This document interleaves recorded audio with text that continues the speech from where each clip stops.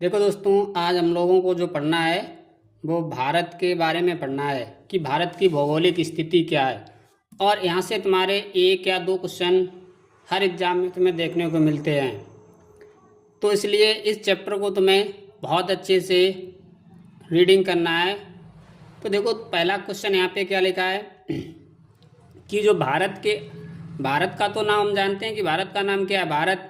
लेकिन भारत के अलावा इसके नाम क्या हैं?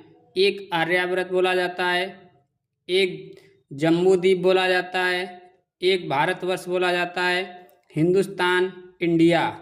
ये क्या है? इसके नाम है भारत के। इसके बाद भारत की राजधानी क्या है? दिल्ली है। भौगोलिक स्थिति के बारे में क्या है कि उत्तरी पूर्वी गोलार्ध में स्थित है। भारत कैसे कहाँ जो गोलार्ध मेरे पास है पूरा, तो उसमें भारत की स्थिति क्या है? उत्तरी पूर्वी गोलार्ध। अक्षांशीय विस्तार कितना है? तो ये तुम्हारे पास 8 डिग्री 4 मिनट उत्तरी अक्षांश से और 37 डिग्री 6 मिनट उत्तरी अक्षांश तक भारत का विस्तार है। देशांतरीय विस्तार कितना है? 68 डिग्री 7 मिनट पूर्वी देशांतर से 97 डिग्री 25 पूर्वी देशांतर के बीच में भारत स्थित है। ये बात किसकी हो रही है? हमारे गोलार्ध की। इसके बाद भारत का जो मानक समय है वो 82.5 डिग्री पूर्वी देशांतर इलाहाबाद के समीप मिर्ज़ापुर से लिया गया है। कहाँ से लिया गया है? इलाहाबाद के समीप मिर्ज़ापुर से।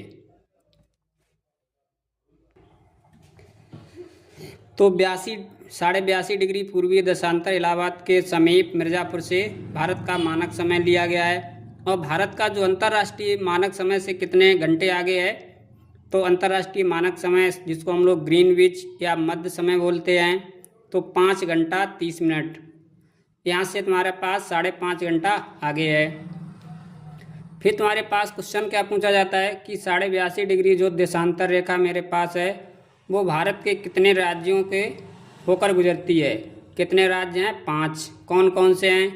उत्तर प्रदेश, मध्य प्रदेश, छत्तीसगढ़, उड़ीसा और आंध्र प्रदेश। इन 5 राज्यों से होकर क्या होती है? ये रेखा हमारी गुजरती है। इसके अलावा भौगोलिक विस्तार क्या है? उत्तर से दक्षिण की लंबाई कितनी है? 3214 किलोमीटर। इसकी चौड़ाई पूर्व से पश्चिम में कितनी है? 2900